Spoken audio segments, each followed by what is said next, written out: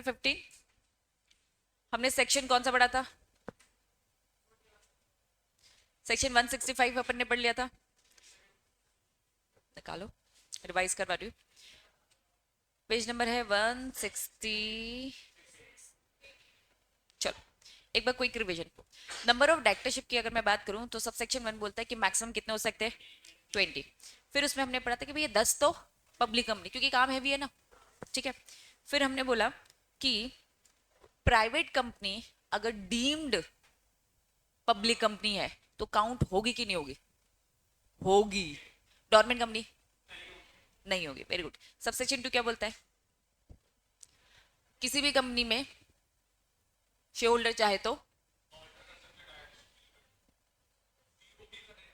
Directorship की limit तय कर सकते, कम कर सकते, ठीक है। फिर ये ट्रांजिशन पीरियड क्या था?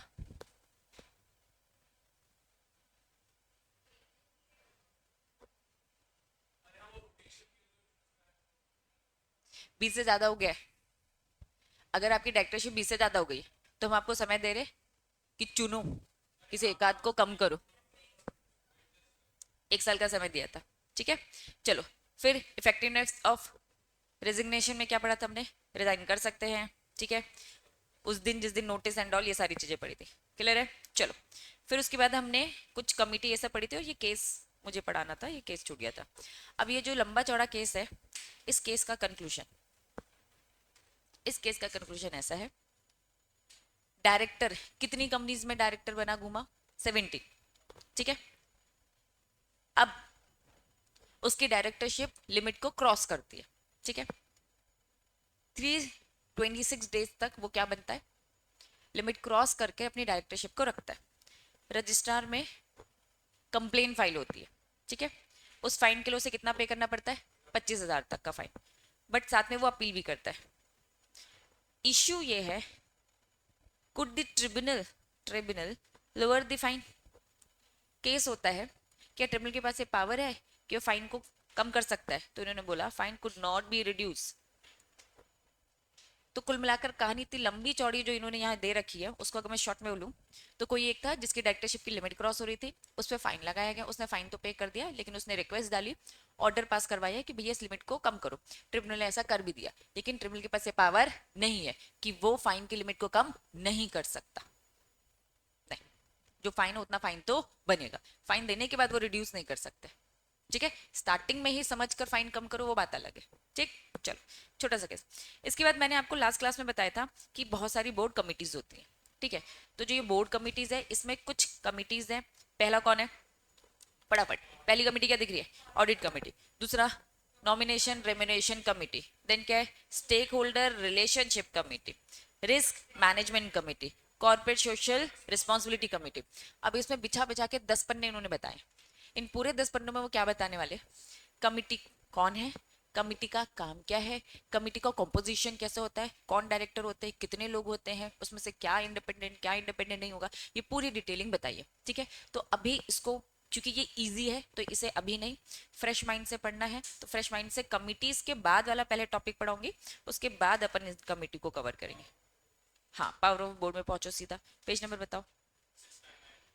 699 में पहुंचेंगे, ठीक है। चलो, तो यहाँ पे अपन थोड़े इंपॉर्टेंट पहले सेक्शंस कवर करेंगे। इंपॉर्टेंट है वहाँ, वो भी कमिटीज इंपॉर्टेंट है, लेकिन वो कॉन्सेप्चुअल नहीं है, वो थोड़ा सा डेटाबेस कि इसमें इतने याद करने बेट 4 है, 3 है, 1/3 1/4, ये वाली डेटा थोड़े से ज्यादा है, ठीक है।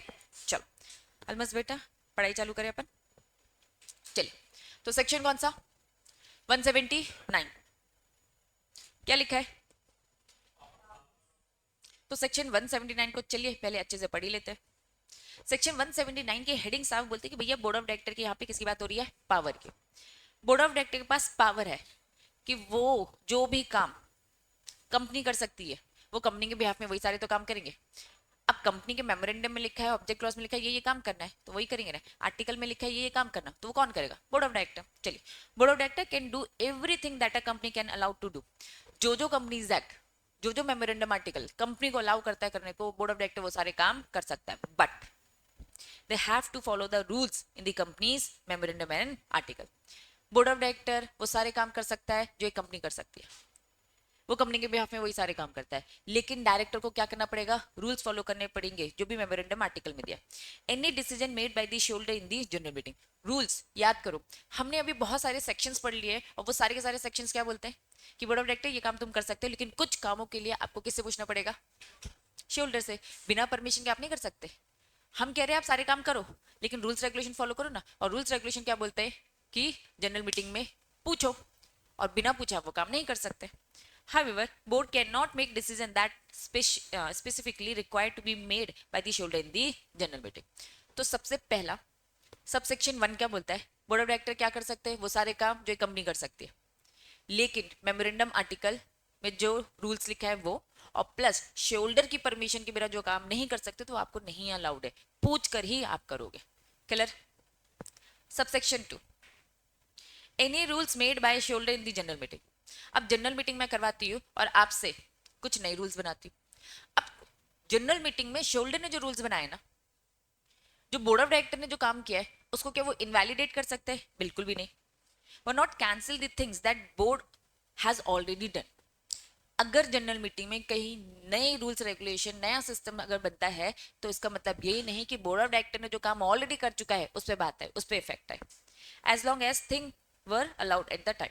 सिंपल लैंग्वेज में और बताऊं, दिस एंश्योर बोर्ड ने जो पास डिसीजन लिए वो हमेशा क्या रहेंगे, वैलिड रहेंगे, are not affected by any new regulation that made those decision are taken जो शेयरहोल्डर ने लिए।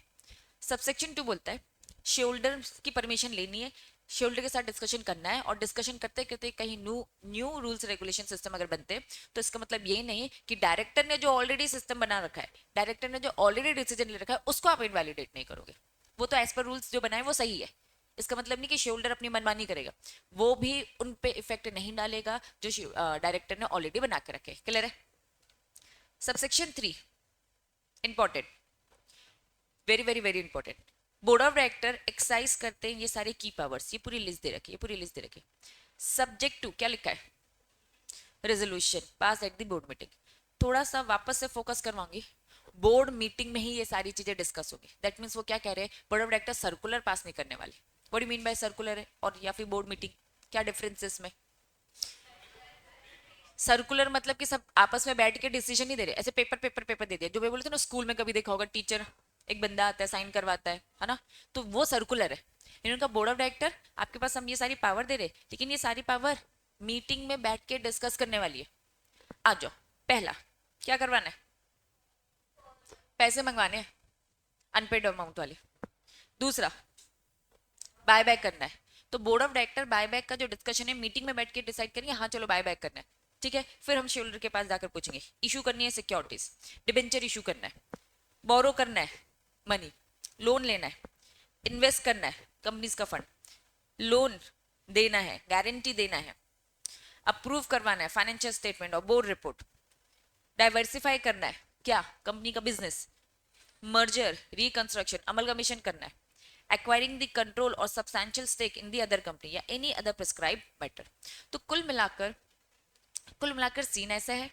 सबसेक्शन 3 बोलता है यहाँ पे डायरेक्टर की पावर की पूरी लिस्ट है, जिसमें डिस्कशन मीटिंग में ही होगा, अलग से सर्कुलर पास नहीं होगा। सबसेक्शन 4 बोलता है शेयरहोल्डर कैन स्टिल लिमिट और put condition on the board power if they decide to do so in the general meeting. क्या बोला, फोर्थ सबसेक्शन 4 क्या बोला, रीड करो।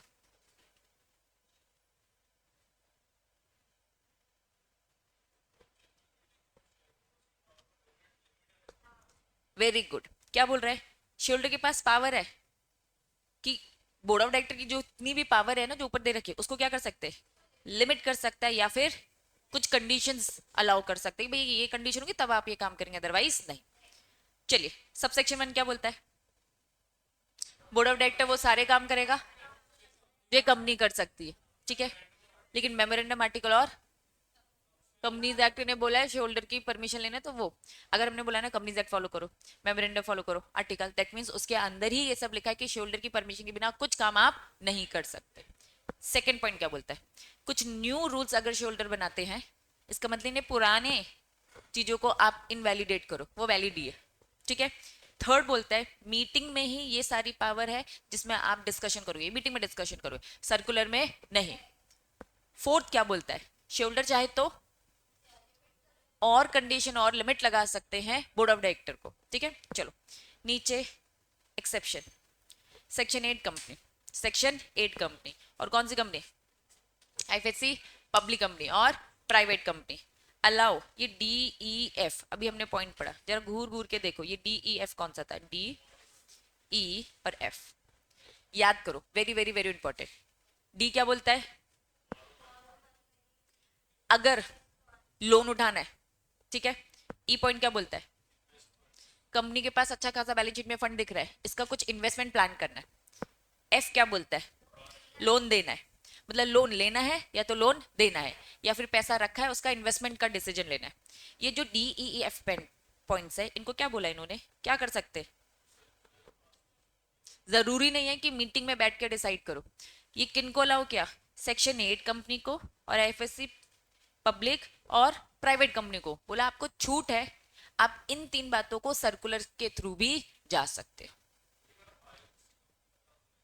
एसईजेड बता रही, एसईजेड। अब अपन थोड़ा एसईजेड को समझेंगे, ठीक है। फुल फॉर्म बताओ एसईजेड का, स्पेशल इकोनॉमिक जोन। ये कुछ एरियाज है जो गवर्नमेंट ने बोला कि बिजनेसमैन इंडिया के हम चाहते हैं कि ज्यादा से ज्यादा प्रमोट करें, एक्सपोर्ट करना। क्या प्रमोट करना चाहते हैं, एक्सपोर्ट करना। अब एक्सपोर्ट करने में सरकार का क्या फायदा है, फॉरेन करेंसी आएगी।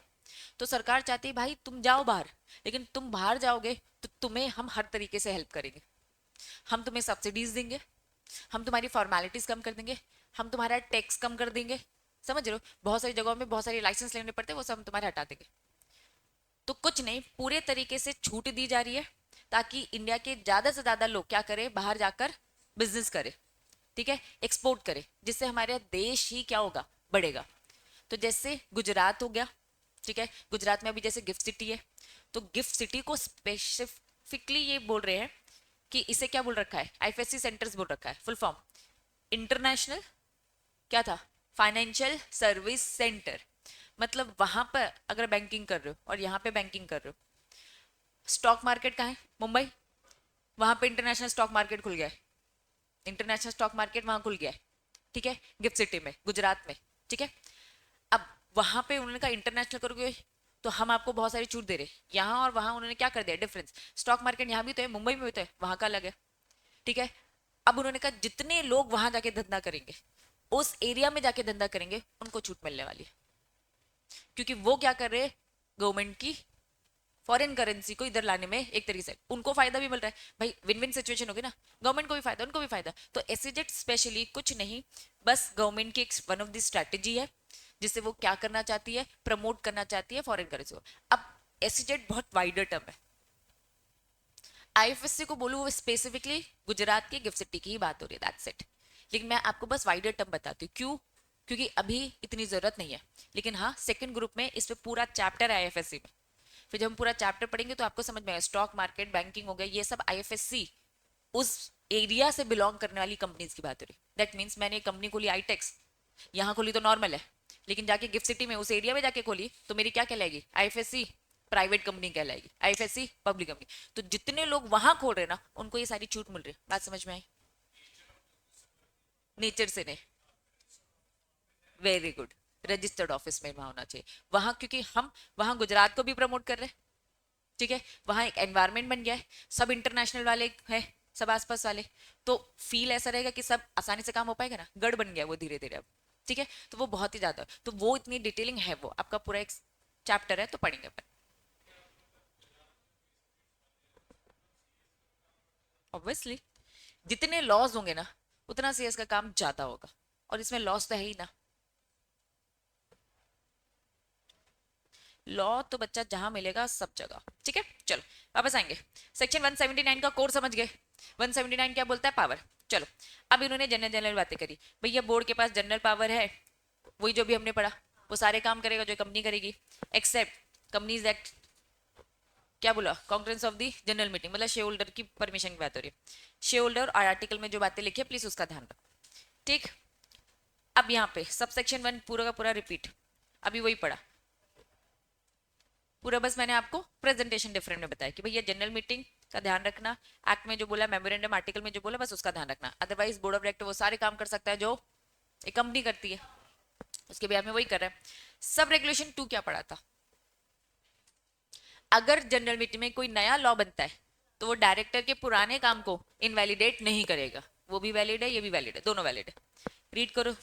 No regulation made by the company in the general meeting shall be invalidate any, जो भी prior act of the board of which would have been valid if that regulation not been made। Clear है बच्चों? चलो, यहाँ पे case दिख रहा है, केस का शॉर्ट वर्जन आओ। A company act through the board of director. मुझे बताओ कंपनी किसके थ्रू काम करती है? Board of director. आईटेक्स कैसे काम कर रहा है? हमारे से, ठीक है। बिना डायरेक्टर के आईटेक्स क्या काम करेगा? ठीक है, तो बोर्ड ऑफ डायरेक्टर का रोल ऑब्वियसली कंपनी को चलाने के लिए है। तो जो मैनेजिंग डायरेक्टर है ना, हमेशा से इसकी ही मेन रिस्पॉन्सिबिलिटी होती है, क्योंकि सारे डायरेक्टर को मैनेज करने वाला मैनेजिंग डायरेक्टर, ठीक है। अब मैंने कहा रॉकी सर मैनेजिंग डायरेक्टर है, वो अभिषेक सर और मुझे मैनेज करते हैं, ठीक है, और जिनकी भी जरूरत होगी उन्हें देखते हैं। Accountability, managing director can be, क्या लिखा है, कल को अगर कंपनी के किसी काम पर बात हुई तो फंसेगा भी कौन? Managing director. इसीलिए रॉकी सर को फंसाएंगे हम, ठीक है। चलो, अदर डायरेक्टर्स क्या बोल रहे हैं?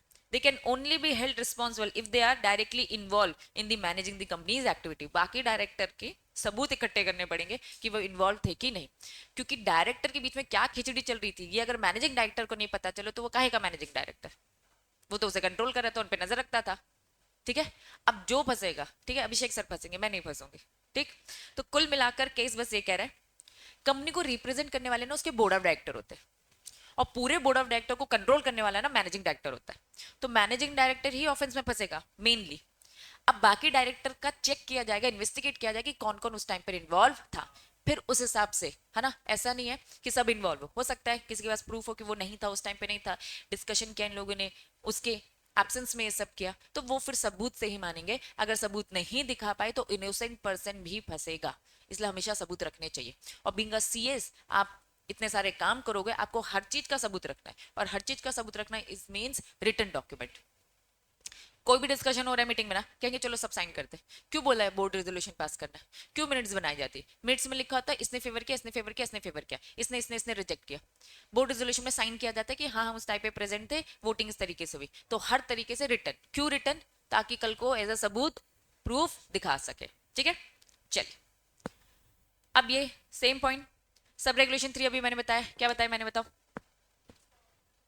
यहाँ लिस्ट है जो बस बोर्ड मीटिंग में ही डिस्कस की जाएगी। इसका मतलब यहाँ हाईलाइट करके लिखो नॉट बाय दी सर्कुलेशन, क्योंकि एग्जाम में कभी कभार ऐसे क्वेश्चंस आते हैं कि भैया बोर्ड ऑफ डायरेक्टर ने ये वाला जो मैटर डिस्कस किया है ना वो सर्कुलर से कर दिया, ठीक है। अब आप बताइए, आप कहोगे कि अच्छा बोर्ड ऑफ डायरेक्टर ने किया, ये नहीं ध्यान दिया कि मीटिंग था कि सर्कुलेशन था, ठीक है, तो फिर वहां पे आपका आंसर गलत हो जाएगा। ये पूरी वही लिस्ट जो अभी हमने पढ़ी, ठीक है। चलिए, लेकिन अभी मैंने जब पूरा सेक्शन 149 पढ़ा है तो वहां पे मैंने बताया कि कुछ लोगों को तो अलाउ कर रखा है सर्कुलर से। 3 बातें थी, डी, हाँ 179, सॉरी, डी ई एफ, ये 3 पॉइंट्स है ना अभी। सेक्शन 8 आईएफएससी पब्लिक और प्राइवेट। अब नोटिस करना उनको बस दे रखा है, बाकी सबको नहीं, ठीक।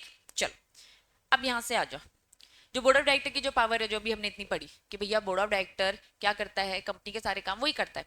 तो बोर्ड ऑफ डायरेक्टर के सर पे तो भाई इतना बर्डन है ना, वो अपनी पावर को क्या करेगा, डेलीकेट करेगा। चलिए, वही वाले पॉइंट डी ई एफ, ये अल्फाबेट्स तुम्हें याद हो जाने चाहिए, डी वाला पॉइंट, ई वाला पॉइंट, एफ वाला पॉइंट। अगर अल्फाबेट नहीं याद हो रहा तो कंटेंट, डी का क्या था, लोन ले रहे, ई में क्या था, इन्वेस्टमेंट करना, एफ में क्या है, लोन या फिर गारंटी देना। Very good. इन्होंने कहा इस वाले काम की बात करें, कैन डेलीकेट।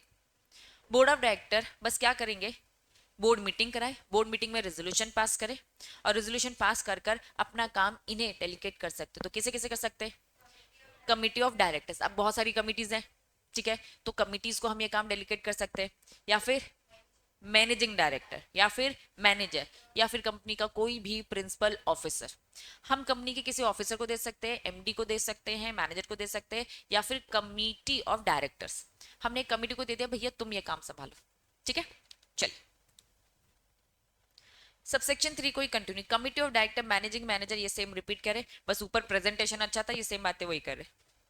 डेलीकेट करेंगे by passing resolution, board meeting delicate can not B. अब देखो ये भी इंपॉर्टेंट, वापस से फोकस, डेलीकेशन क्या होना चाहिए, मीटिंग में ही डिस्कस होना चाहिए, सर्कुलर पास कर कर पावर डेलीकेट नहीं करनी है। बात समझ में आ रही है? ठीक है, चलो सेम बात है नीचे, नॉट अप्लाई, ये इंपॉर्टेंट है, छोटी सी बात। भैया बैंकिंग कंपनी क्या करती है, लोन लेने देना तो इनका कितना रहता है, इन्होंने कहा कि भाई सुनो, जो ऊपर जितनी बातें पड़ी ना ये डी वाली पॉइंट की हमने कि ये डेलीकेट कर देगा ये हो जाएगा, उन्होंने कहा बैंकिंग कंपनी में ये बात एप्लीकेबल नहीं है। Banking company from the other banking company, या फिर एक बैंक दूसरे बैंक से लोन ले रहा है, एक बैंक या तो आरबीआई से ले रहा है, स्टेट बैंक से ले रहा है, एनी अदर बैंक, उसमें ये सेक्शन 179(3)(d वाली बात एप्लीकेबल नहीं है, वो डेलीकेट ये सारी बात नहीं। इसके लिए उन्होंने कहा भैया इनका बैंकिंग रेगुलेशन एक्ट लग गया, क्योंकि इनका तो लोन लेने देने का वैसे ही चलता रहता है, तो इन पे हम कंपनीज एक्ट की बातें नहीं मानेंगे, जो हमारा स्पेसिफिक एक्ट बोलेगा हम वो मानेंगे। क्लियर है? चलिए नेक्स्ट, अभी रीड कर चुके हैं ये भी अपन, सेक्शन 179 जब डिटेल में पढ़ा, सेक्शन 8 हो गया एफएससी, पब्लिक प्राइवेट हो गया, ठीक है, कौन सा वो डी ई एफ, और सेक्शन 8 को क्या बोल दिया भैया, तुम सर्कुलर से पास करके भी कर सकते हो और इनको भी, ठीक है, बस ये बॉक्स में हाईलाइट करके दे रखा है। क्लैरिटी है बच्चों? सेक्शन 179 पावर की बात करता है, पावर समझ में आ गई? ठीक, चलिए तो 179 ओवर होता है, एक बार वापस है समराइज। पहला क्या बोलता है, बोर्ड ऑफ डायरेक्टर वो सारे काम कर सकता है जो कंपनी करी, मेमोरेंडम आर्टिकल कंपनीज एक्ट को ध्यान देना, और ये सब क्या बातें करते हैं, शोल्डर की परमिशन ले लो। सेकंड क्या बोलता है,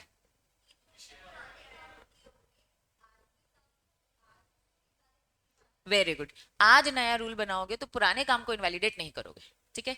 थर्ड क्या बोलता है, ये सारी पावर्स मीटिंग में, बोर्ड मीटिंग में, सर्कुलर नहीं। एफ क्या बोलता है, एफ बोल रही, इतनी डिटेल उन्होंने नहीं बताई, आगे चल के कहीं भी बता देंगे लेकिन, ठीक है। Exception section 8 IFSC public private को छूट, कैसी छूट, सर्कुलर डीईएफ को लेकर, है ना, सर्कुलर दे सकते, मीटिंग की जरूरत नहीं है। चलिए अब आते हैं सेक्शन किसमें, 180, इंपॉर्टेंट। सेक्शन 180 क्या बोलता है, पहले देखो इस तरीके से पहले पढ़ लेते हैं ना तो वो पढ़ना थोड़ा सा आसान हो जाता है, ठीक। चलो सेक्शन 180 हेडिंग बताओ क्या लिखा है, restriction on the power of the board, ऊपर हमने पढ़ा पावर ऑफ द बोर्ड 179, अब क्या बोल रहे, रेस्ट्रिक्ट है, ठीक है। थोड़ा बहुत अगर याद हो, हम स्टार्टिंग के सेक्शन पढ़ते थे, बीच में 170 एंड 180 आता, तो मैं कहती थी यार बोर्ड ऑफ डायरेक्टर जब पढ़ेंगे ना तब आएंगे, ठीक है। जब आप रिवाइज करोगे तो वो आपको क्लिक हो जाएगा, ठीक। चलिए सबसेक्शन 1 बोलता है, जो board of director of the company must obtain the concern of the by special resolution shoulder. Restriction, पहली रिस्ट्रिक्शन क्या है कि कुछ काम है जो बोर्ड ऑफ डायरेक्टर बिना परमिशन के, बिना स्पेशल रेजोल्यूशन के नहीं कर सकते। चलिए वो कौन सा है, वेरी वेरी वेरी इंपॉर्टेंट, क्या लिखा है, सेल करना, लीज पे देना, या फिर क्या करना, अदरवाइज डिस्पोज, कैसे भी तरीके इसको खत्म करना। याद रखो सेल, लीज, अदरवाइज डिस्पोज, या फिर सेल लीज डिस्पोज बोलोगे, ठीक है। Second investment, next borrow money, next remit या फिर गिव, रिलैक्सेशन दे रहे हम डायरेक्टर को, डायरेक्टर ने उधार ले रखा है, उसका हम थोड़ा सा लोन जो ले रखा है, पैसे जो ले रखे हैं उसको थोड़ा सा हम क्या कर रहे हैं, रिलीफ में दे रहे। वापस हम पढ़ रहे बोर्ड ऑफ डायरेक्टर की पावर, बोर्ड ऑफ डायरेक्टर की पावर की अगर मैं बात करूं तो ये बोल रहे हैं कि भैया बोर्ड ऑफ डायरेक्टर कुछ काम बिना शोल्डर के स्पेशल रेजोल्यूशन से नहीं कर सकते। अब ये बोर्ड ऑफ डायरेक्टर बेचेंगे, अपनी एक अंडरटेकिंग बेचेंगे, सेल कर रहे हैं, लीज पे दे रहे हैं, या फिर अदरवाइज किसी भी तरीके से डिस्पोज कर रहे, होल पूरी की पूरी अंडरटेकिंग, मतलब पूरी पूरी एक कंपनी बेच रहे। अब हमारी बहुत सारी अंडरटेकिंग, हमारे अंडर बहुत सारी कंपनीज है, बहुत सारी फैक्ट्रीज है, तो हम क्या कर रहे हैं, अपनी एक अंडरटेकिंग बेच रहे, अपनी एक कंपनी बेच रहे, या तो पूरी बेच रहे या तो सब्सटैंशियल, मतलब अच्छा खासा पोर्शन, सब्सटैंशियल मतलब क्या होता है, इंपॉर्टेंट पोर्शन, भले वो थोड़ा होगा, फॉर एग्जाम्पल मैं कहूँगी 20% होगा, इसमें अगर मैं देखूँ यहाँ मीनिंग दे रखा है, यहाँ बॉक्स दिख रहा है, अंडरटेकिंग और substantially whole of the undertaking, दोनों में 20% की बात बोलोगे, दोनों में बोलो 20%। सिंपल भाषा में अगर मैं बोलूं तो अंडरटेकिंग मतलब इन्वेस्टमेंट बाय द कंपनी, उसमें कंपनी का इन्वेस्टमेंट कितना है, 20% से ज्यादा। सब्सटैंशियल होल मतलब क्या है कि उसमें एसेट कंपनी के कितने 20% से ज्यादा। तो यहाँ पे इन्वेस्टमेंट 20% से ज्यादा टोटल इनकम का, और ये एसेट की बात हो रही है। तो अंडरटेकिंग की हमने डेफिनेशन देखी कि कहीं अंडरटेकिंग लिखा है या सब्सटैंशियली होल लिखा है तो उसका मतलब क्या है, ठीक है। लेकिन सब्सटैंशियल से मतलब कि 20% तो मतलब बहुत ज्यादा है, ये बहुत ज्यादा इन द सेंस बहुत मटेरियल चीज है। किसी चीज का 20% हटा देना दैट मीन्स 80% कम पड़ जाना, वो ये कह रहे पूरा 100% नहीं है, ठीक है। वापस आएंगे, हम क्या पढ़ रहे हैं कि बोर्ड ऑफ डायरेक्टर कुछ काम बिना स्पेशल रेजोल्यूशन के नहीं कर सकते, जिसमें टॉप ये 4 बातें बोली गई है। पहला, अगर आप अपनी पूरी की पूरी होल अंडरटेकिंग क्या कर रहे हो, सेल कर रहे हो, लीज मतलब किराए से दे रहे हो, या फिर किसी भी तरीके से डिस्पोज खत्म कर रहे हो, जो भी हो, ठीक है, या तो होल या तो substantially whole of the company's undertaking, ये पहले एसआर पास करो फिर ये करो। दूसरा, क्या कर रहे हैं, इन्वेस्टमेंट कर रहे हो in the trust security otherwise than in the normal course of business, ये नॉर्मल इन्वेस्टमेंट नहीं है, ये इन्वेस्टमेंट थोड़ा सा हट कर है। नेक्स्ट, बोरो कर रहे हो money beyond the company's paid up share capital frees the security except for the temporary loan. हम यहाँ पर किसी बात नहीं कर रहे, हम यहाँ पे एक टेम्परेरी छोटे लोन की बात नहीं कर रहे, हम ये कह रहे कंपनी बोरो करे। याद करो हमने हमेशा लिमिट पढ़ते थे, लिमिट में क्या पढ़ते थे, बोर्ड ऑफ डायरेक्टर एक लिमिट तक लोन ले सकते हैं, अगर उस लिमिट को क्रॉस करेंगे तो उसके लोन क्या करना पड़ता है, शेयर की स्पेशल रेजोल्यूशन की जरूरत पड़ती है। तो इन्होंने कहा कि भाई आप उस लिमिट को बियॉन्ड कर रहे हो, मतलब उस लिमिट को क्रॉस कर रहे हो, तो बिना एसआर के आप नहीं कर सकते। लेकिन इसमें टेम्परेरी लोन की बात नहीं हो रही। या फिर आप रेमिट करो give time repayment of any debt due from the director, director ने कुछ ले रखा था कंपनी से, हमने उसे थोड़ा सा रिलैक्स किया, थोड़ा सा टाइम दिया कि ठीक है तेरी किस्त और बढ़ा देते हैं, हम थोड़ा दे देना, थोड़ा सा ढीला कर रहे हैं, ठीक है, तो थोड़ा सा हम उसे रिलैक्स करें। तो ये 4 इंपॉर्टेंट बातें, पहला sale lease dispose, second investment, लेकिन ये नॉर्मल इन्वेस्टमेंट नहीं है। सी वाला पॉइंट क्या बोलता है, बोरो कर रहे हो मनी लेकिन एक लिमिट के बाद, लिमिट को क्रॉस करो। डी क्या बोल रहा है, हम कुछ टाइम दे रहे, रिलैक्स करे डायरेक्टर को। इन 4 केसेस में, इन 4 केसेस में आपको पहले एसआर पास करना है फिर ये डायरेक्टर काम करेंगे। क्या सबसेक्शन 1 समझ में आया। सबसेक्शन 2 क्या बोलता है, एवरी स्पेशल रेजोल्यूशन, जो ऊपर जो ये बातें की गई है, हर स्पेशल रेजोल्यूशन में जो भी मैटर डिस्कस किया गया है, अब यहाँ पे उन्होंने बोला हम सबसेक्शन 1 के सी की बात करें। ये सी क्या है, बताओ जरा, सी क्या है, मनी बोरो करने वाली बात। तो जो मनी बोरो करने वाली जो बात है, प्लीज अमाउंट बताओ कितना बोरो करोगे।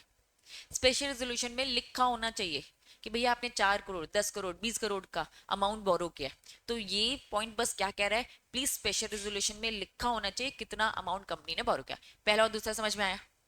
तीसरा, any action involving selling, sale करने वाली बात भी बोली थी, लीज में देने वाली बात भी बोली थी, जो सबसेक्शन 1 के ए में पढ़ा हमने, won't be affect the legal title of the buyer or lessee as long as they acted in good faith। हम ये मान के चल रहे हैं कि उन्होंने अपना सारा काम गुड फेथ में किया, इन्होंने अपना पूरा काम किसमें किया है, गुड फेथ में किया। और अगर ये गुड फेथ में किया है तो बायर ने अगर प्रॉपर्टी खरीदी है, बायर ने प्रॉपर्टी खरीदी है, मैं हूं कंपनी सेल कर रही हूँ, ठीक है, मैं अपनी इस बिल्डिंग को, इस अंडरटेकिंग को बेच रही हूँ, डन, तुम हो खरीदने वाले, तुमने गुड फेथ में किया है ना, तो ये प्रॉपर्टी तुम्हारी ही होगी, टाइटल तुम्हारा ही होगा, ओनरशिप तुम्हें ही मिलेगी।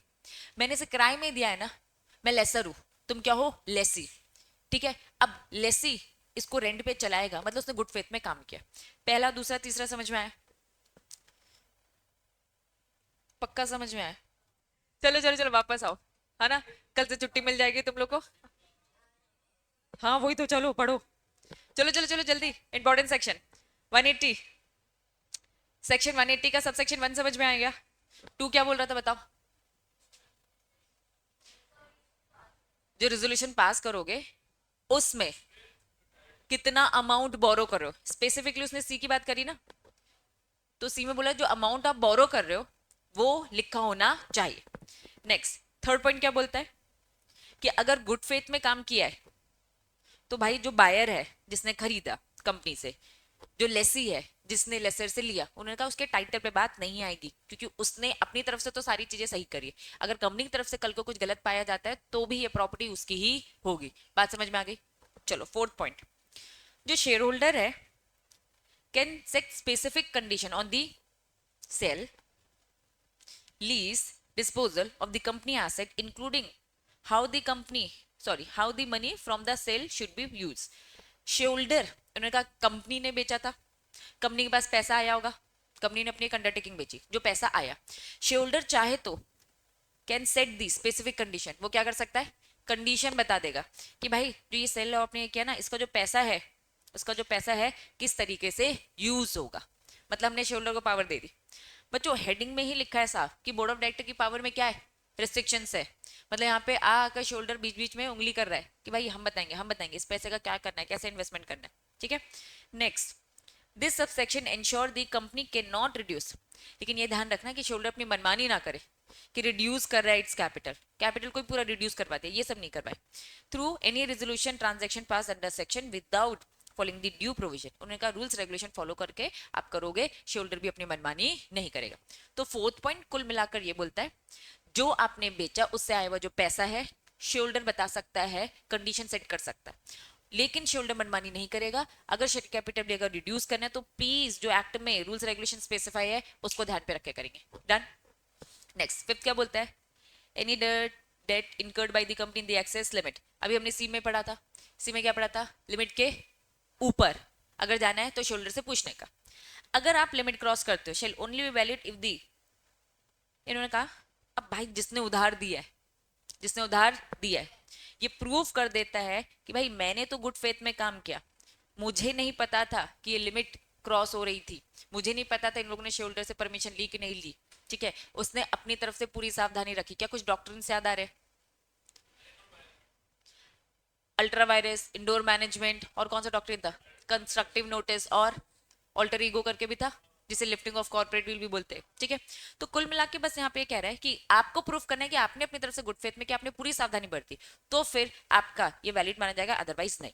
वापस से पहला, बोर्ड ऑफ डायरेक्टर ये चार काम बिना स्पेशल रेजोल्यूशन से नहीं कर सकते। पहला सेल, लीज और डिस्पोज, दूसरा क्या था इन्वेस्टमेंट, तीसरा क्या था बोरो मनी, डी क्या बोलता है डायरेक्टर को रिलैक्स करने का उनके लोन वोन पेमेंट में। ठीक है, सबसेक्शन 2 बोलता है लोन का अमाउंट स्पेशल रेजोल्यूशन में लिखा होना चाहिए।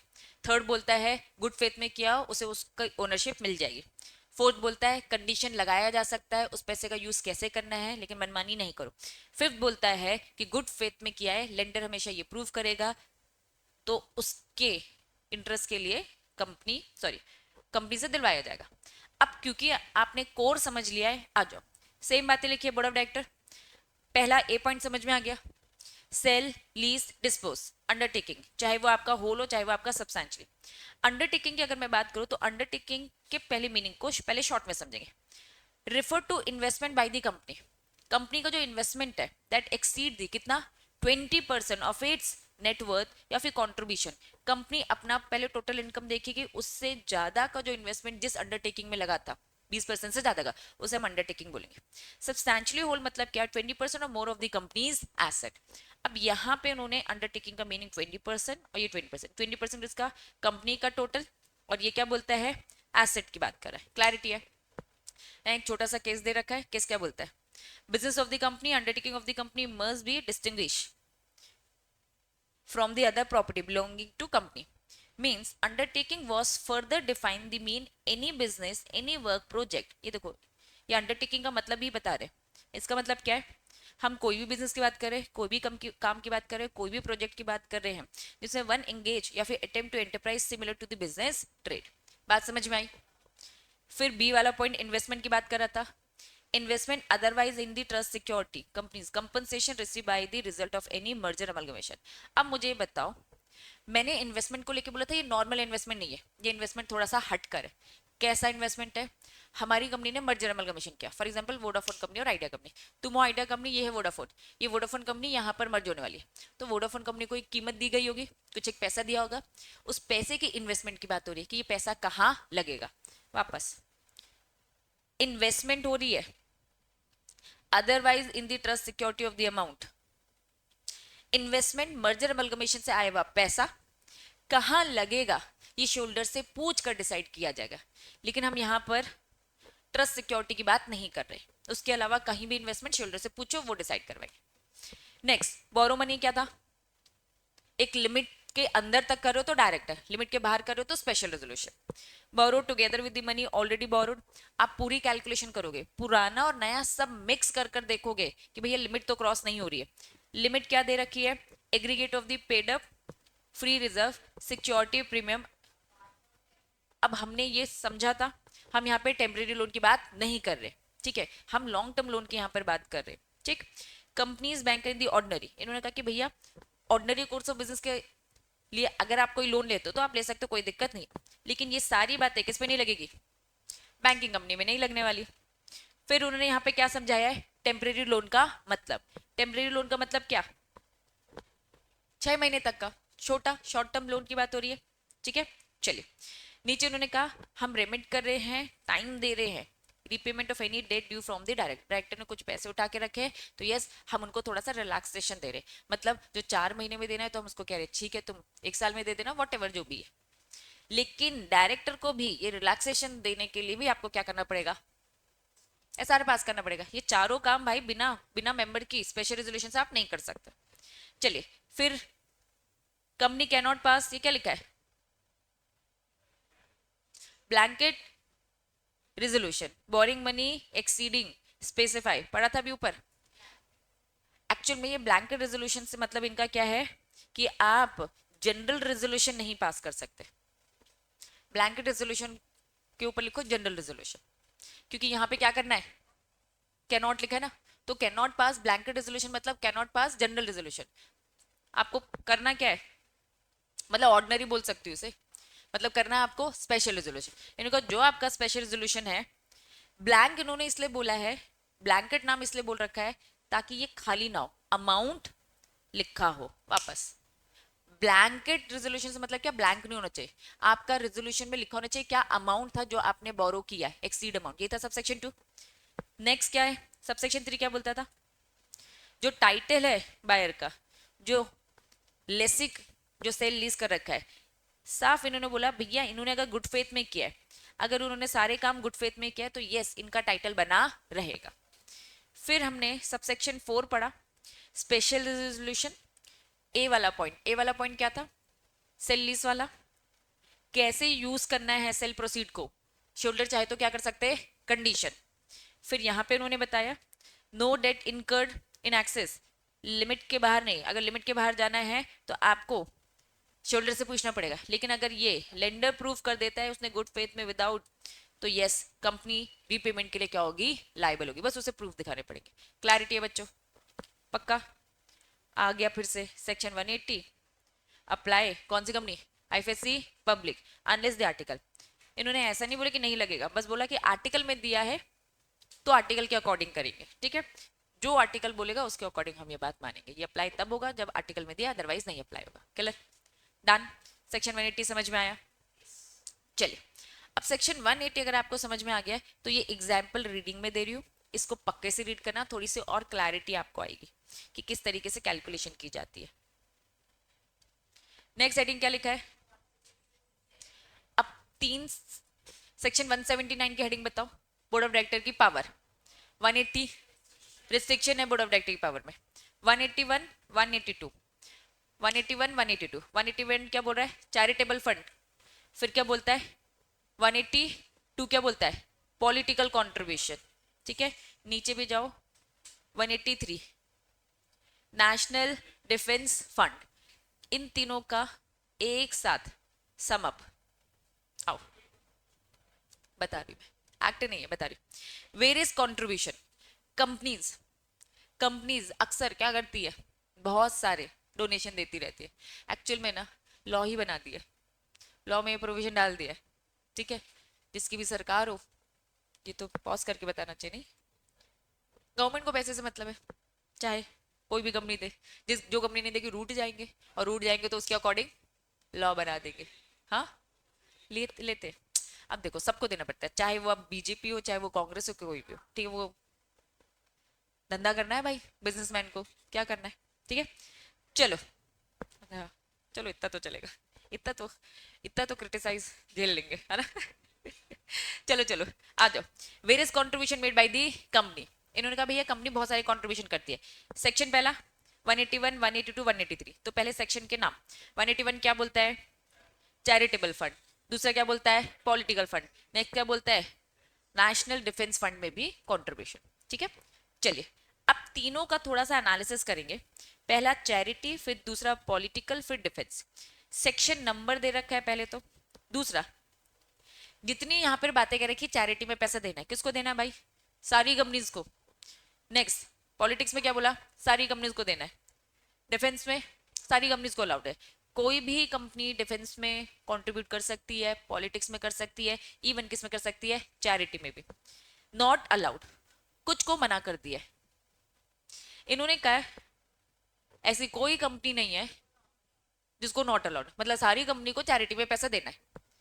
डिफेंस में भी बोल दिया भाई जिसको देना है डिफेंस में दो, मतलब नेगेटिव लिस्ट है ही नहीं। नेगेटिव लिस्ट किस में दे रखी है, किस में दे रखी है, गवर्नमेंट कंपनी। इन्होंने कहा सुनो गवर्नमेंट कंपनी, तुम हो सरकारी कंपनी, ठीक है, पॉलिटिक्स तो वही है ना, तो हम अपने आप को, हम अपने पॉकेट से पैसा निकाले और अपने दूसरे पॉकेट में डाले, नहीं, तो गवर्नमेंट कंपनी पॉलिटिकल कंट्रीब्यूशन नहीं करेगी। एंड वो कंपनीज, नॉर्मल कंपनीज भी, जिसे अभी बने हुए टाइम में कितना हुआ है, 3 ही साल हुआ है, मतलब हम कह रहे हैं एक्सपीरियंस कंपनी जो थोड़ी ज्यादा टाइम हो चुका है जिसे, वो कंपनी आकर पॉलिटिकल कंट्रीब्यूशन करेगी, नहीं करेगी, कम वाली नहीं करेगी, उससे ज्यादा वाले कर लेंगे। क्लियर है। लिमिट, इन्होंने कहा भाई चैरिटी में ना कितना देने का, 5% of the average net profit, अपने पिछले 3 साल का देखो, उसका 5% तक का आप चैरिटी में दो। पॉलिटिक्स में क्या बोला, कोई लिमिट नहीं, जितना देना है दे दो, ठीक है, डिफेंस में भी जितना देना है दे दो, लेकिन किसको दे दी लिमिट, ये चैरिटेबल कंट्रीब्यूशन को बोल दिया भाई तुमको थोड़ा लिमिट में देंगे, है ना, मैक्सिमम 5, समाज सेवा, है ना, लिमिट में। अप्रूवल, अगर तुम्हें 5% तक में करना है तो बोर्ड, उसके ऊपर जाना है तो रुको रुको, शोल्डर का पैसा जा रहा है भाई, शोल्डर से तो पूछ लो। तो बोर्ड ऑफ डायरेक्टर में बोला बिना पूछे, क्योंकि देखो डायरेक्टर ही करेंगे ना, जैसे अंबानी ये सब डायरेक्टर का डिसीजन है, देखो 5% तक का अगर इनको देना है तो भाई मत पूछो शोल्डर, लेकिन शोल्डर से पूछना पड़ जाएगा अगर 5% से ज्यादा, ठीक है। तो क्या ये पूरे कंसेप्ट समझ में आए, पक्का। चलो वापस आएंगे, वापस आएंगे, बहुत ज्ञान मिल गया आज, है ना। चलो, सेक्शन 181 क्या बोलता, अब मैंने इसका शॉर्ट बता दिया, एक बार से खुद रीड करेंगे, ठीक है। दी बोर्ड ऑफ डायरेक्टर, छोटे छोटे से पॉइंट है, 5%, इसकी फोटो ले लो, तुरंत ले लो।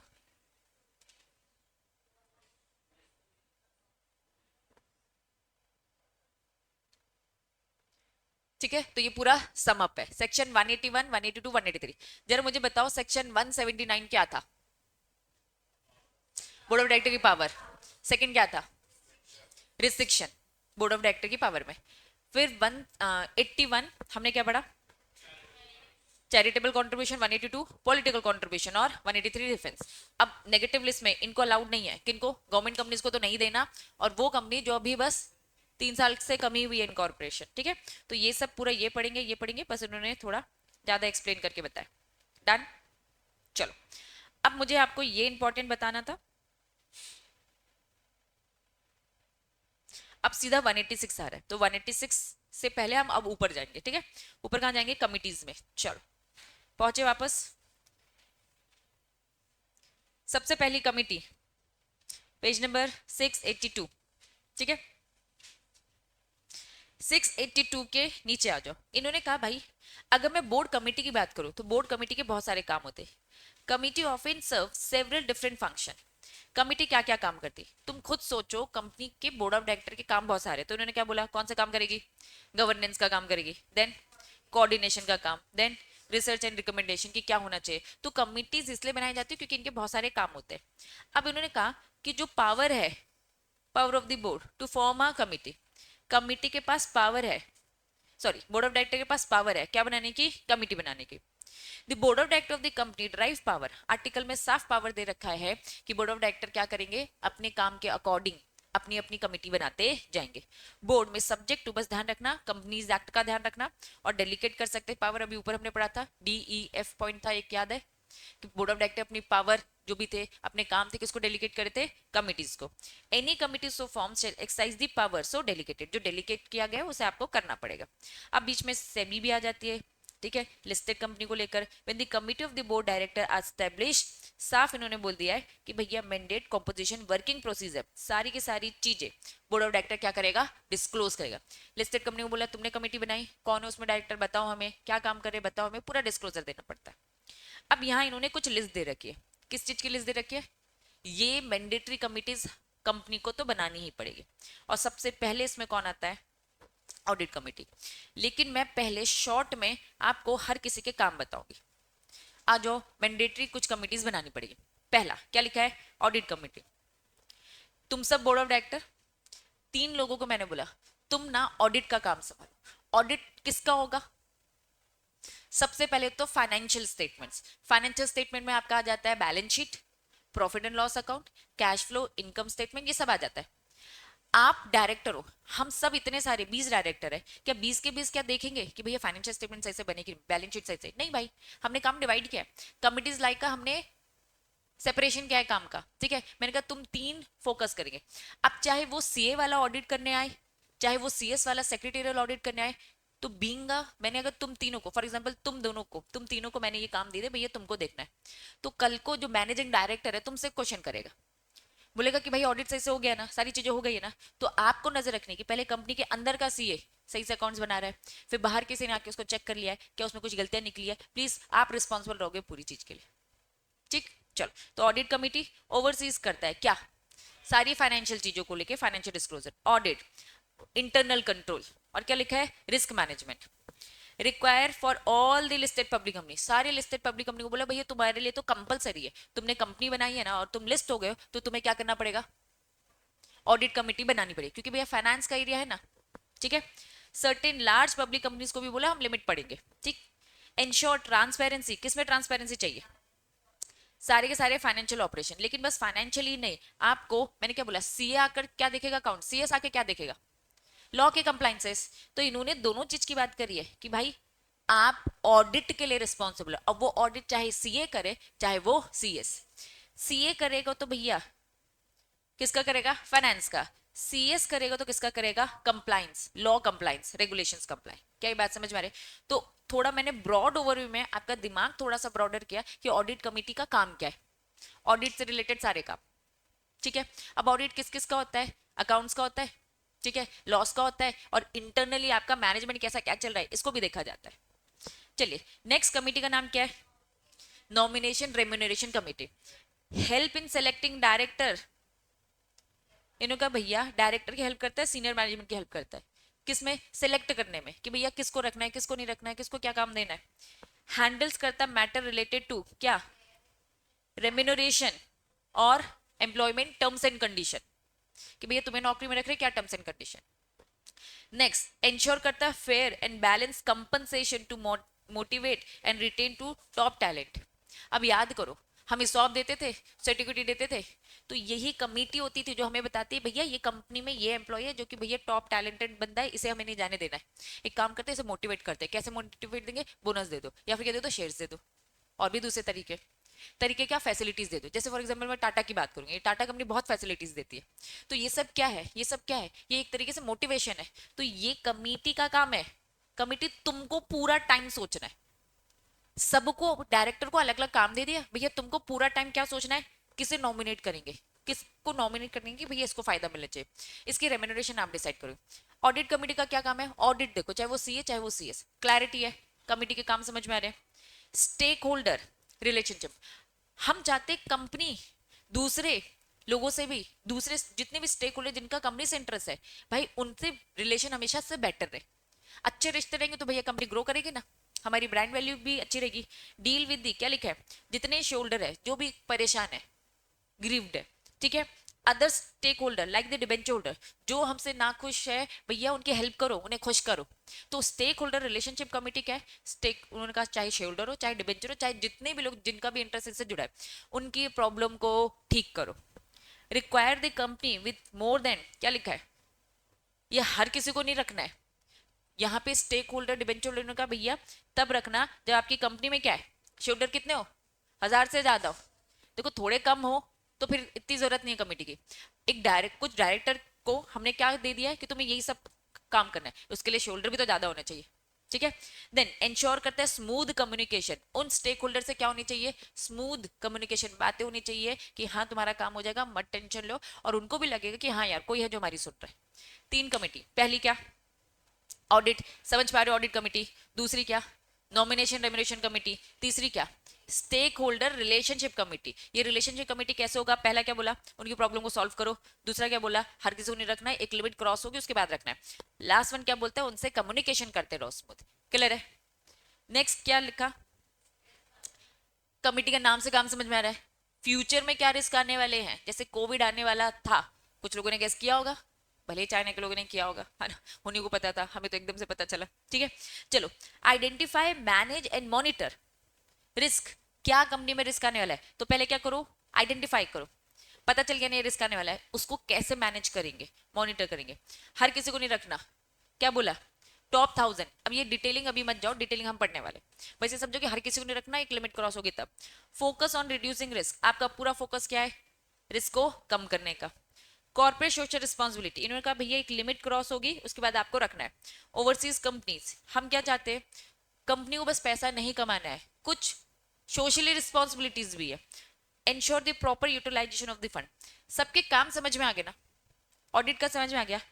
अब इन सब में अगर मैं कहूंगी वेरी वेरी वेरी इंपॉर्टेंट, तो वो सबसे ज्यादा इंपॉर्टेंट बच्चा ऑडिट कमिटी है, सबसे ज्यादा इंपॉर्टेंट, सबसे ज्यादा एग्जाम में पूछने वाला जो टॉपिक है, दैट वाज ऑडिट कमिटी। ठीक है, चलिए, audit committee one, the main pillar of the corporate governance. क्योंकि बच्चों कंपनी पूरे से किस में टिकी है, फाइनेंस, लॉज, उसी पे टिकी है ना। बाकी तो स्टेक होल्डर से हम अच्छे रिलेशन करें, अदर फैक्टर्स है, नॉमिनेशन, रेम्युनरेशन, एम्प्लॉय, लेकिन मेन ऑडिटर उसके बाद सारी कमिटीज आती है।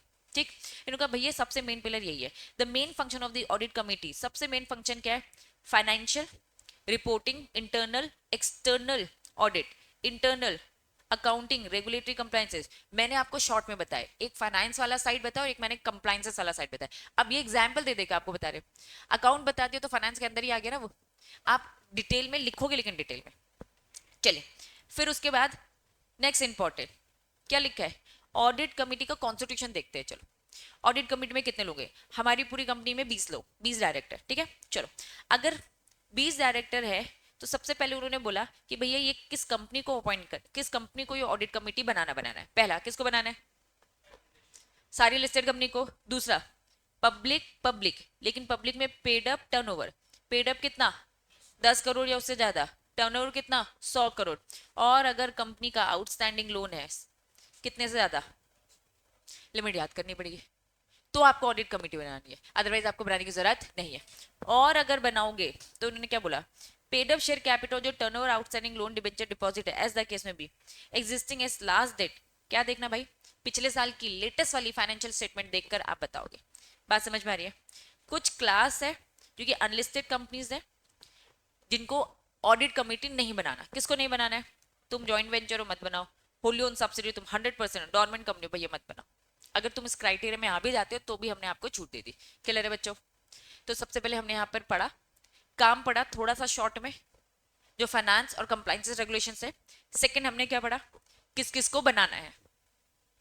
अब देखो ये क्या लिखा है, आओ, कॉम्पोजिशन, कितने डायरेक्टर रखोगे। अब तुम दो चीज पैरेलली चलते देख रहे हो, कौन सी कंपनी हो, प्राइवेट कंपनी हो तो कंपनीज एक्ट लगेगा, पब्लिक हो, आईपीओ लेकर आए थे, ठीक है तुम लिस्टेड हो चुके हो, क्या लगेगा, सेबी के रेगुलेशन। दोनों के भैया पैरेलली चलेंगे। पहला इन्होंने क्या बोला, 3, ये भी बोलता है भैया हम भी 3 बोल रहे।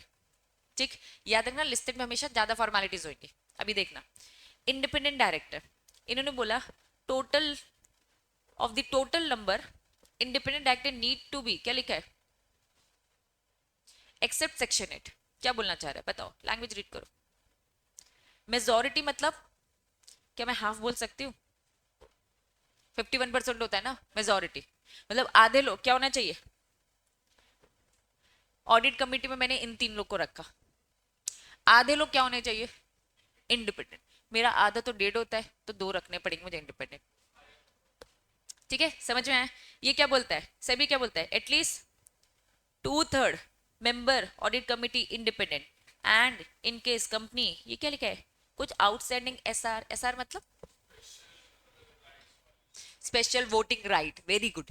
स्पेशल वोटिंग राइट जनरली किसके पास रहता है, वोटिंग राइट होता है, स्पेशल राइट्स में उनका वोटिंग ही रहता है।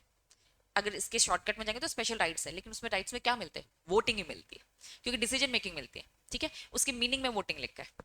वापस आते हैं, अगर आपकी कंपनी लिस्टेड है और आपने अपने प्रमोटर को ज्यादा वाली वोटिंग दे रखी है, द ऑडिट कमिटी शेल, क्या लिखा है, सारे के सारे तीनों के तीनों इंडिपेंडेंट डायरेक्टर होंगे। लॉजिक समझ में आ रहा है क्यों, भैया तुमने ज्यादा वोटिंग राइट क्यों रखे, मतलब डिसीजन इधर का उधर पलटा दोगे। ठीक है, या फिर 2/3 से काम चल जाएगा। बड़े आगे, कौन रहेगा चेयरपर्सन? कंपनीज एक्ट वाली कंपनी है ना आपकी? Companies act does not prescribe the chairman of the audit committee shall be independent, not prescribe, ऐसा कुछ प्रिस्क्राइब नहीं किया इन्होंने, तो बोलिए भैया इंडिपेंडेंट, मतलब आप किसी को भी बनाओ। कंपनीज एक्ट बोलता है किसी को बनाओ, कोई लोड मत लो, लेकिन हाँ सभी बोलता है लोड लो, इंडिपेंडेंट ही चेयरमैन बनेगा क्योंकि तुम एक लिस्टेड बड़ी कंपनी हो। नेक्स्ट क्या लिखा है? जो ये डायरेक्टर बैठ रहा है ना, उसका नॉलेज किससे रिलेटेड होगा?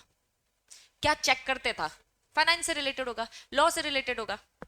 मेजॉरिटी ऑफ द मेंबर जो ऑडिट कमेटी के होंगे वो ये नॉलेज रखेंगे। Include the chairperson must have ability to read and understand. भैया सबसे पहली फुर्सत में उन्होंने कहा भैया फाइनेंशियल स्टेटमेंट क्या कर सके, रीड भी कर सके और अंडरस्टैंड भी। अब कोई साइंस बैकग्राउंड का आ गया, उसको कुछ समझ ही नहीं आ रहा, पल्ले ही नहीं पड़ रहा, है ना? तो इन्होंने कहा कि भैया रीड भी करे और बस रीड ही नहीं करना है, रीड तो हम कर लेते हैं, समझ में नहीं आता है ना? समझ में भी है, साइंस वाला रीड तो कर लेगा, एसिड को एसिड बोलेगा ना, है ना, लेकिन समझेगा नहीं।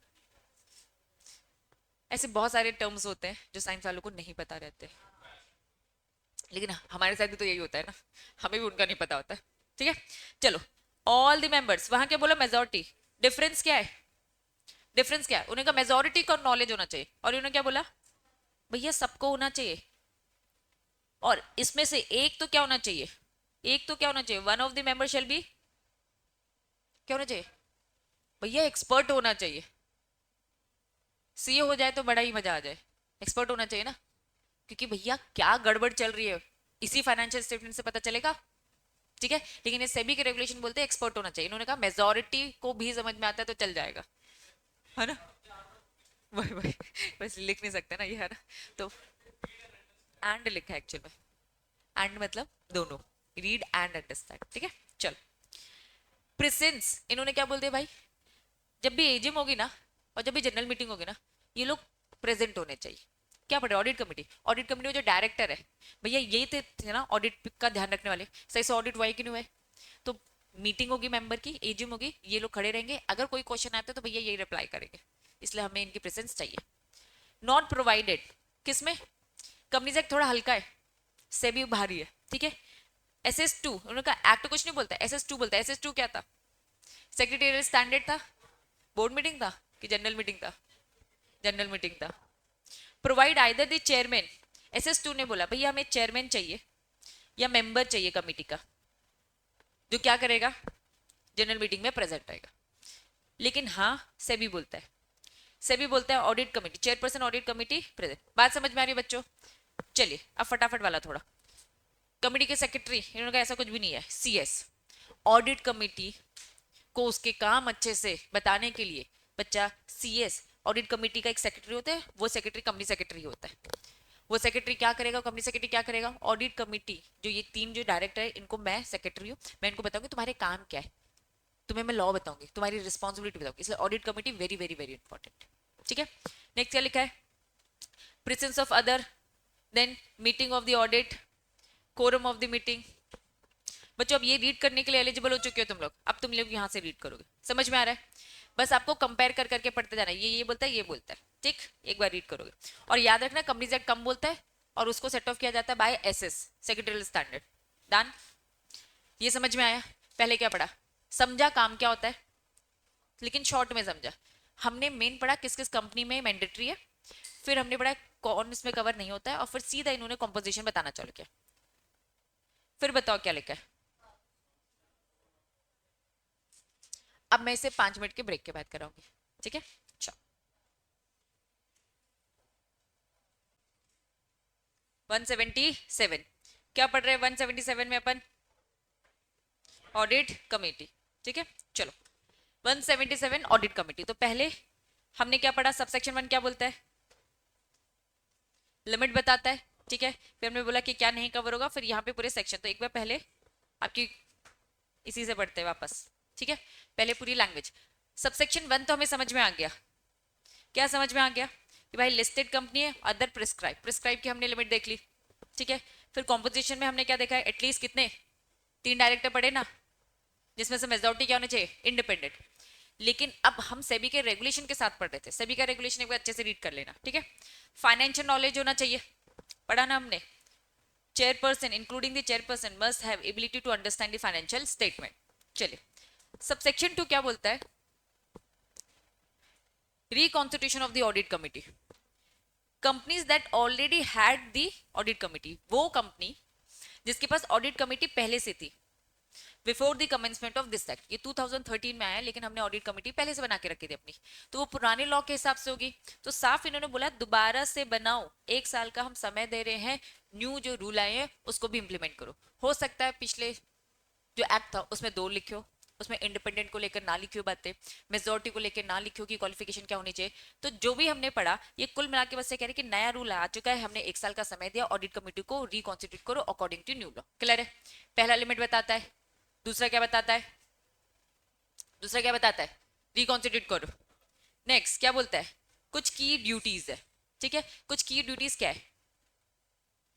पहला क्या रिकमेंड करो? अपॉइंटमेंट, रेम्यूनरेशन किसका?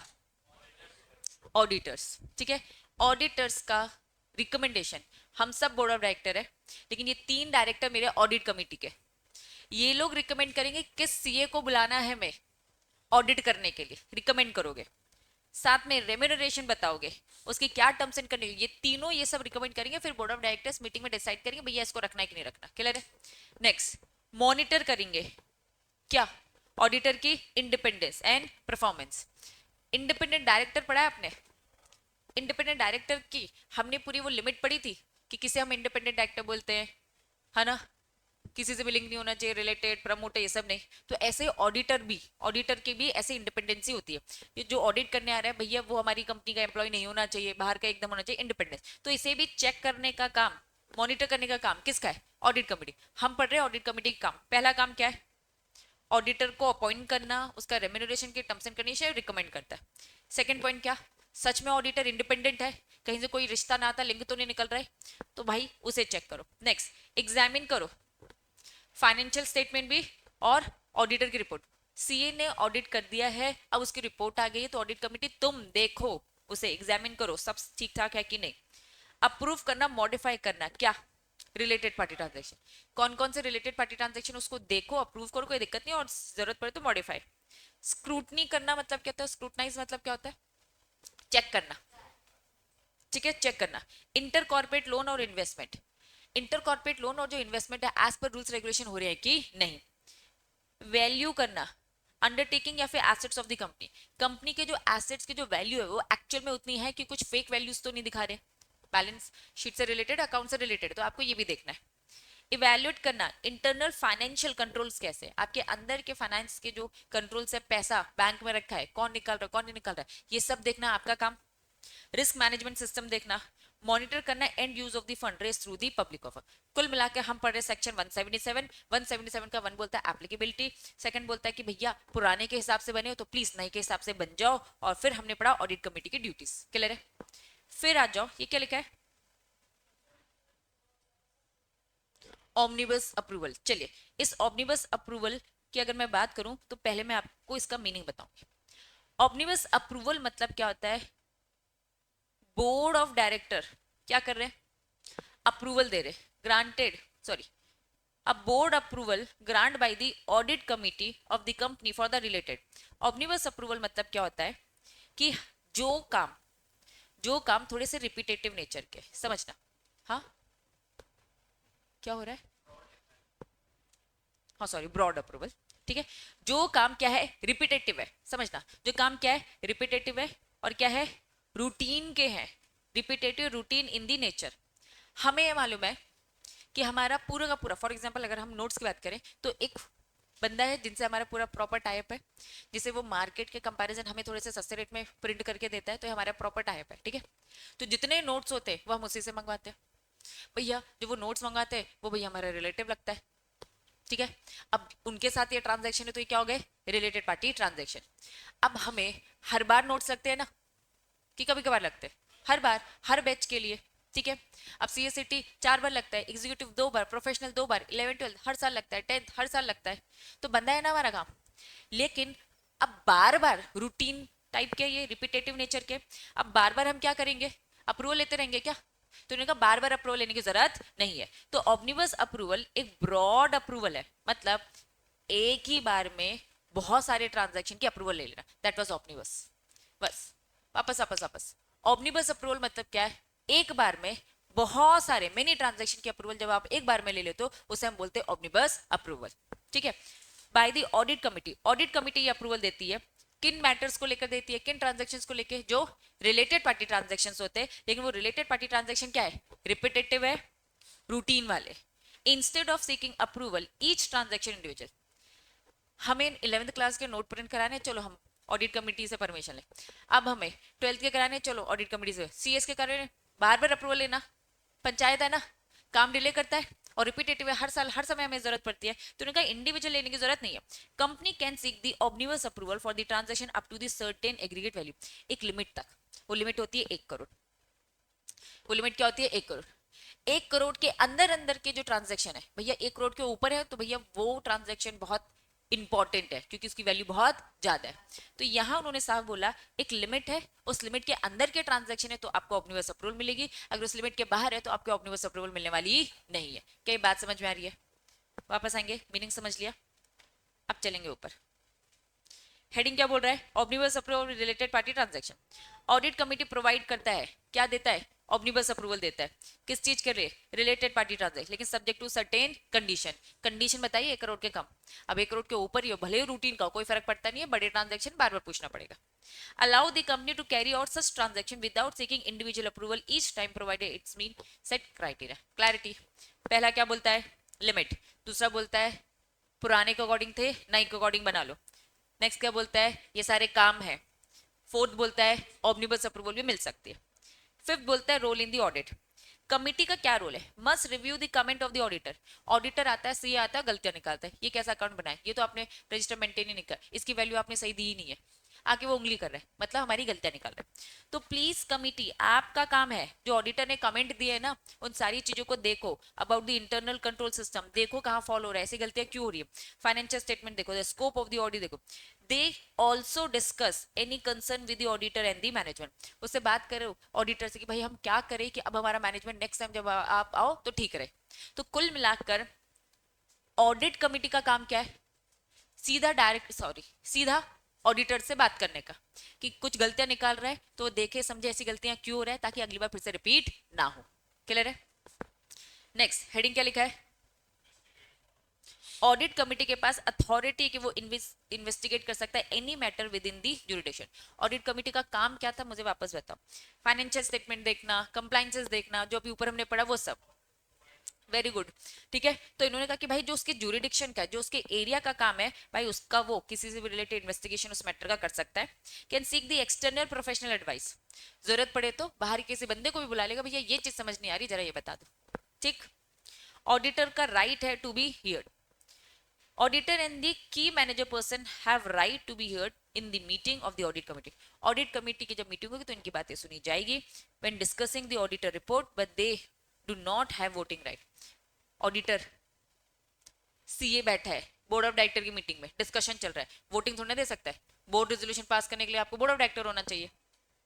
Disclosure in the board report, अब जितनी गलती से ना के निकाली ये सारी की सारी आपको कहाँ शो करनी पड़ेगी, डायरेक्टर की रिपोर्ट में, बोर्ड रिपोर्ट में। The board report must disclose, audit committee के पूरे बारे में बताओ। If the board doesn't accept the audit committee recommendation, audit committee ने क्या कर रखा था, कुछ रिकमेंडेशन दिया था कि इसी सीए को अपॉइंट करो, अगर उनके रिकमेंडेशन को एक्सेप्ट नहीं किया तो बोर्ड रिपोर्ट में ये भी लिखा होगा, बोर्ड रिपोर्ट में लिखा होगा कि ये 3 हमारी ऑडिट कमेटी के, इन्होंने हमें रिकमेंडेशन दिया, हमने इस रिकमेंडेशन को एक्सेप्ट नहीं किया। This must also be disclosing, reason बता दो क्यों नहीं किया, और सारी चीजें की कुछ गलतियां एंड ऑल, ये सारी चीजें बोर्ड रिपोर्ट में सारी चीजें लिखी होती है। 9 और 10 एक कंसेप्ट आपको बता रहा है इंपॉर्टेंट, क्या लिखा है, विजिल, क्या बोलेंगे, विजिल, मेरे हिसाब से तो विजिल होगा, एक बार अपन गूगल में देखें, है ना, विजिल मैकेनिज्म। अच्छा, एक्चुअली में क्या होता है ना, प्रोनाउंसिएशन थोड़े अलग अलग होते हैं, ब्रिटिशर्स का अलग होता है, वो अलग होता है, ठीक है, चलो चलेगा। अब यहाँ पे समझो थोड़ा सा, वापस आ जाओ वापस आ जाओ। विसिल, विसिल सीटी मारना, ठीक है। अब एक्चुअल में क्या होता है ना, जो ये विजिल मैकेनिज्म है, इसको ना क्या बोला जाता है, सीटी मारकर हल्ला मचाना, कि भाई हमारे साथ गलत हो रहा है, गलत हो रहा है। अगर कंपनी के किसी भी डायरेक्टर किसी भी एम्प्लॉय के साथ गलत हो रहा है तो वो सीधा आकर, है ना, इन्होंने बोला कि विजिल मैकेनिज्म एक सिस्टम बनाया है, वहां पे आके हल्ला मचा देगा, सीटी मार के शोर मचा देगा, भैया ये गलत हो रहा है, ये गलत हो रहा है। तो ये बताने किसको आएगा? ऑडिट कमेटी के chairman. Every listed company and other prescribe company must establish, इनको जो ये विजिल मैकेनिज्म है इसे स्टैब्लिश करना पड़ेगा for the director and the employees to report the concern, ताकि ये रिपोर्ट कर सके। This mechanism should be protect, ये क्या कह रहा है कि भैया विजिल ब्लोअर की बात हो रही है, फ्रॉम दी, किसको बचाया जा रहा है? जो वो विक्टिम है उसे बचाया जा रहा है। Allow the direct access to the chairperson of the audit committee, मतलब जिसके साथ गलत हो रहा है वो सीधा ऑडिट कमेटी के किसके पास आएगा? चेयरपर्सन के पास आके शिकायत करेगा, और फिर ऑडिट कमेटी उसके अकॉर्डिंग क्या करेगी? एक्शन लेगी। ठीक है, next amendment. This section also include the modification amendment. 2015 में क्या था? Clause was amended from the companies, इन्होंने क्या बोल दिया? Doesn't need to be follow some terms. सरकारी कंपनी, सेक्शन 8 कंपनी, छूटी छूट है। 2007 से भैया किसको दे दिया? आईएफएससी पब्लिक कंपनी को, और एनी अदर जो भी मॉडिफाई करके बताया। तो कुल मिलाकर क्या सेक्शन 177 समझ में आया? अभी आपको ये मैंने रीड करा दिया, ये पढ़ लिया था, फिर ये डिटेल में ये सब बता रहे हैं, इसके कंपैरिजन ये आपको एक बार रीड करना है। ठीक है, अब ये बताओ क्या लिखा है हेडिंग? कुछ ड्यूटीज पढ़ी थी अभी अपन ने। ठीक है, ऑडिट कमेटी के काम, ड्यूटीज क्या क्या है? रिकमेंड करना, अपॉइंट करना, रेम्यूनरेशन टर्म्स अभी पढ़कर आए। ठीक है, रिव्यू करना, मॉनिटर करना, क्या ऑडिटर सच में इंडिपेंडेंट है क्या? एग्जामिन करना, फाइनेंशियल स्टेटमेंट, ऑडिटर रिपोर्ट, पढ़ा ना भी हमने। रिलेटेड पार्टी ट्रांजैक्शन को अप्रूवल देगा, और इसमें उन्होंने बताया कौन सी वाली अप्रूवल? ऑमनिबस अप्रूवल। क्या बताया ऑमनिबस अप्रूवल? एक सिंगल अप्रूवल देना मल्टीपल काम के लिए, ब्रॉडर अप्रूवल बोल सकते हैं। ठीक है, लेकिन जो ये अप्रूवल होती है क्या होती है? रिलेटेड पार्टी ट्रांजैक्शंस को लेकर, और जो रिलेटेड पार्टी ट्रांजैक्शंस को लेकर होती है इसका मीनिंग मैंने आपको बताया, ये उनको मिलती है जो रिपीटेटिव नेचर के हैं। ठीक है, लेकिन एक लिमिट के अंदर, वो लिमिट मैंने क्या बताई आपको? 1 करोड़। आगे चल के बताएंगे।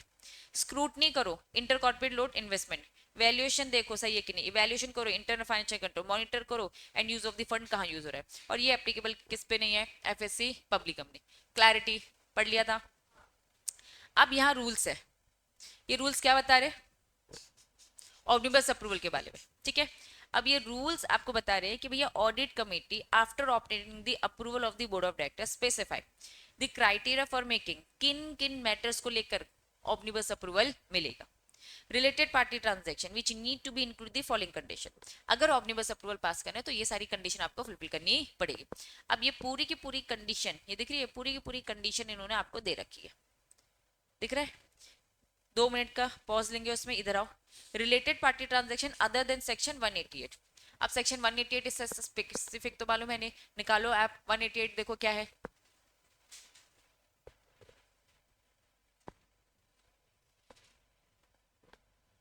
क्या है 188?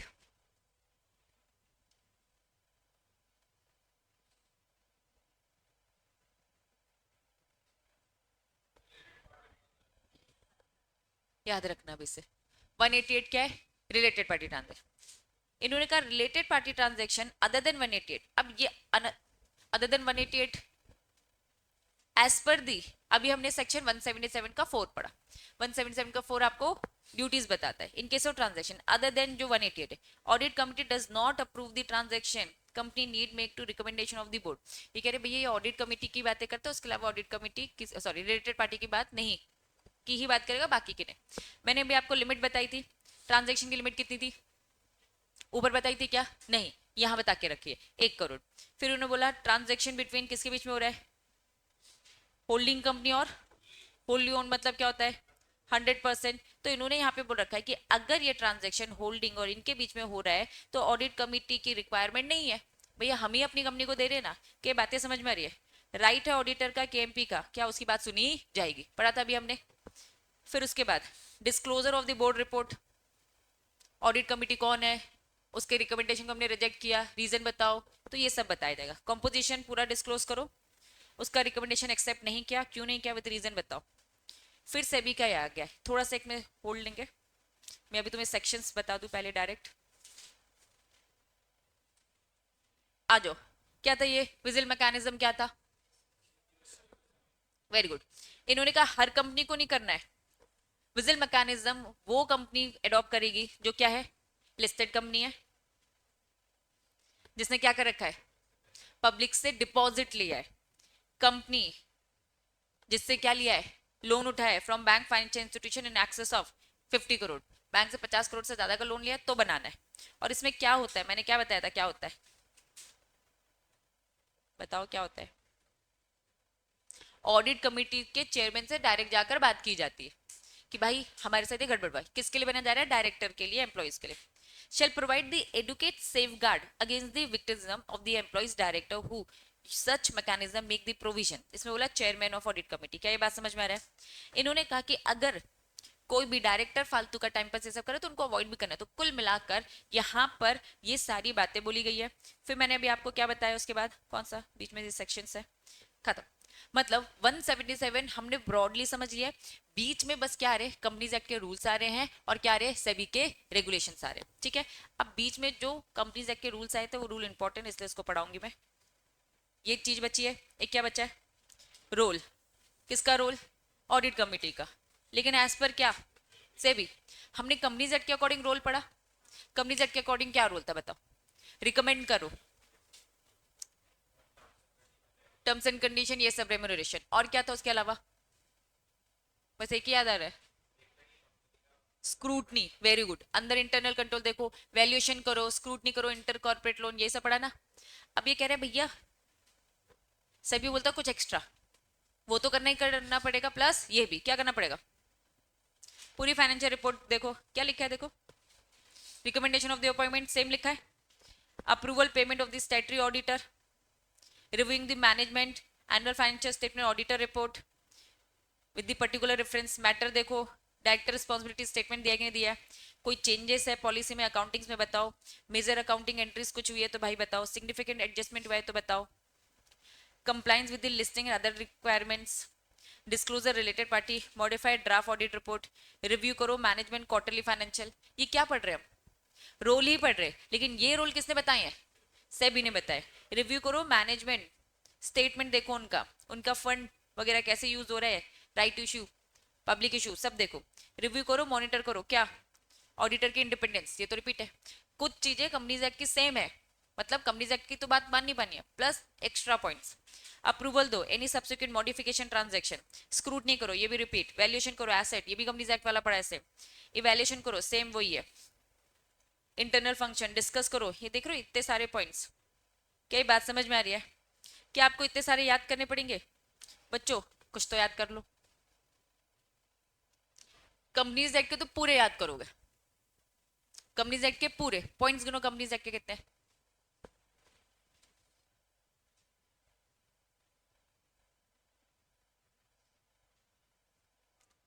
कितने हैं, पूरे 8 के 8। अगर वो पूछते कंपनीज एक्ट के तो 8 बताना, और सभी के बताते ये तो 8 बताना बताना, ये तो 8 बताओगे ना। और इतने सारे पॉइंट्स में से और 4-5 पॉइंट्स ले लो, बात समझ में आई, ताकि 10-12 पॉइंट्स बोल सको।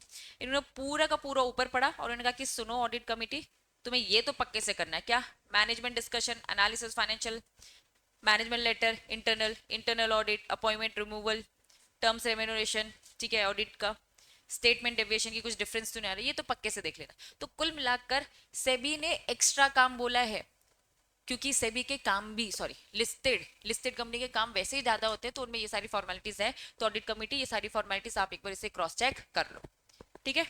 चलो, हाँ, लिस्टिंग ऑब्लिगेशन डिस्क्लोजर रिक्वायरमेंट लिखो, लिस्टिंग ऑब्लिगेशन डिस्क्लोजर रिक्वायरमेंट। क्योंकि आपकी कंपनी लिस्ट हो चुकी है तो आपकी कंपनी में ऑब्लिगेशन है, क्या ऑब्लिगेशन है कि कुछ डिस्क्लोजर्स कंपलसरी है, अगर आप डिस्क्लोजर नहीं दोगे तो भारी भरकम पेनल्टी, काफी टाइम तक नहीं मानोगे तो भैया आप डिलिस्ट भी हो सकते हो। आप बहुत टाइम से हमारी लिस्टिंग एलओडीआर के रेगुलेशंस नहीं मान रहे। लिस्टिंग ऑब्लिगेशन डिस्क्लोजर रिक्वायरमेंट, चलो अब ये बचा है, क्या है लिखा है इसमें बताओ, omnibus approval of related party transaction. अब कुछ condition, maximum value of the transaction in aggregate which can be allow under the omnibus approval in a year. एक साल में एक लिमिट दे रही है, उस लिमिट के ऊपर क्रॉस नहीं होना चाहिए, क्या थी वो, 1 करोड़ थी। मैक्सिमम वैल्यू पर ट्रांजैक्शन विच इज अलाउ, जो पर ट्रांजैक्शन तरीके उसके अंदर हो। ये कह रहे हो ऑब्निबस अप्रूवल दे सकते हो, कोई दिक्कत नहीं है, रूल्स पढ़ रहे, लेकिन जो ये अप्रूवल है लिमिट के अंदर होनी चाहिए। extend the manner of the disclose to be made to the committee at the time seeking the omnibus approval. ठीक, रिव्यू करो at such interval, audit committee में डीम फिट, छोटे छोटे ब्रेक में चेक करते रहो कि भैया सब सही चल रहा है कि नहीं चल रहा। हमने ऑमनिबस अप्रूवल ले रखी थी 10 ट्रांजैक्शंस की, ऑडिट कमिटी नजर रखो 10 की ली थी, कहीं 12 13 14 तो नहीं कर रहे, कंपनी कुछ भी कर सकती है अंदर, तो एक इंटरवल छोटा छोटा गैप लेके आप रिव्यू करते रहा करो। Transaction can not be subject to omnibus approval, ये देखो भैया जो नहीं है कहीं वो तो नहीं पास हो रहे।